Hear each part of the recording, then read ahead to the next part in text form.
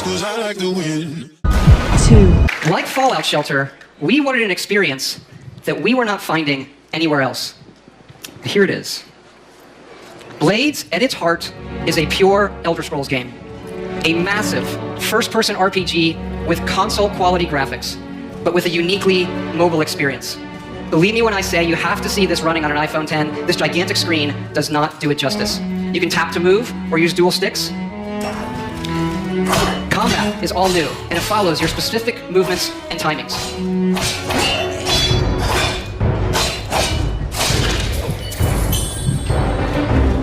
Harkening back to the first Elder Scrolls Arena, this game features both handcrafted and procedurally generated dungeons. And it's not just melee, you have a range of abilities and spells you can use. And of course, you can create your own character and be who you want to be, improving them, leveling up, picking new abilities. And the entire game can be played in portrait mode. That one was incredibly important to us, that you could play it however you wanted. You never know when you'll need a free hand. To hold your coffee, what are you? Degenerates. And it's not just dungeons. It's incredible outdoor areas. Yes, running on a phone. It really looks and plays incredible.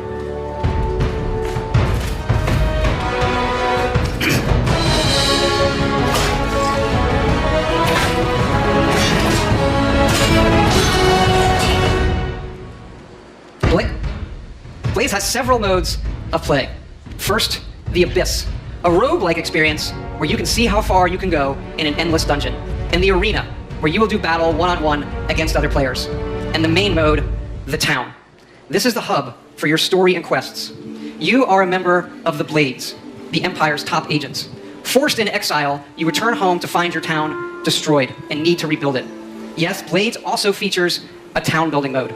You'll decide what your town looks like and be able to upgrade and decorate all of the individual elements in it. As your town levels up, you'll unlock new NPCs, quests, and more. You can even visit your friends' towns. This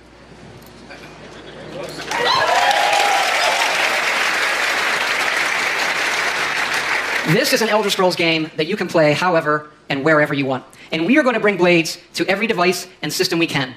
Phones, PCs, consoles, also virtual reality, on mobile, all the way up to high-end VR on PCs. And what's really cool is all of those connect to each other.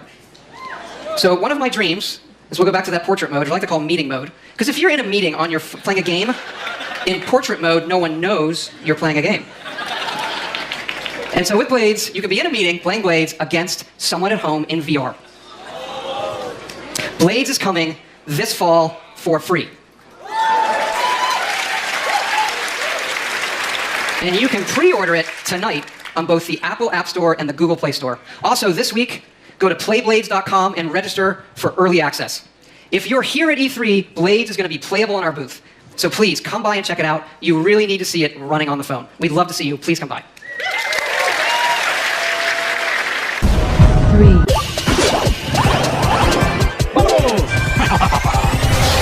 Sorry, noob.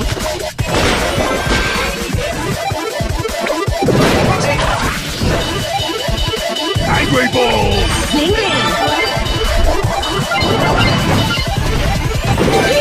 You wanna brawl? 4.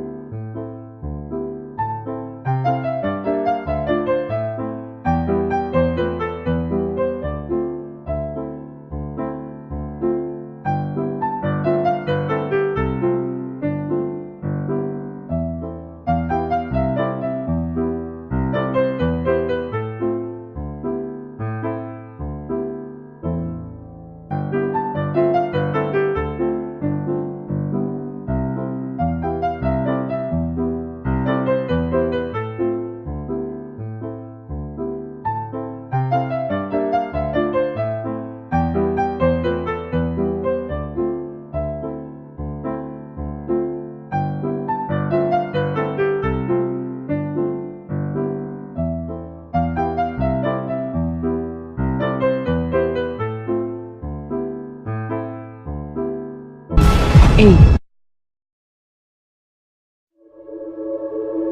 We've been on this journey with Clementine since 2012. We had no idea that Clem was going to mean so much to players.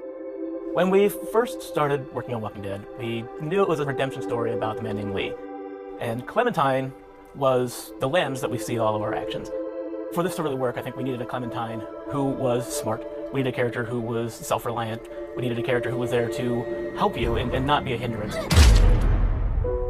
was kind of a risk putting a kid as a main character in a game. The fact that she was such a likable character, her heartbreaking relationship with Lee was amazing. She started out as a symbol of something to worry about, but she became a symbol of hope. She became something that represented what we all live for. I always look at Clementine Season 2 as being defined by survivor's guilt.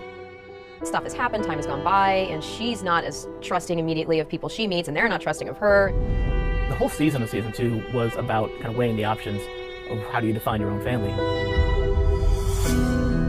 One of the more defining characters that she meets in Season 2 is Carver. In Episode 3, he's basically like, you're not like the rest of them. You're meant to lead, you're not meant to follow. You can make the hard decisions. It is not difficult at all when things like the finale of Season 2 happen where you have to make this horrible decision to feel that. I really legitimately felt so horribly sad in that session. What a horrible, tragic ending. I was actually surprised at how many people in the end ended up going off on their own.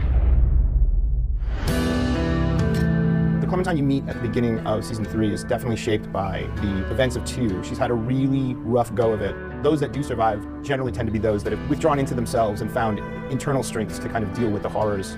It all seemed to fit very well with where she's at in Season 3. There are times when I'm doing Clementine's voice in Season 3 where she is a bit lower than my voice. This area I have to speak in my throat, I can't really explain it. Season 2 was all about her trying to make a go of it in new families and new communities and how that really did not go well.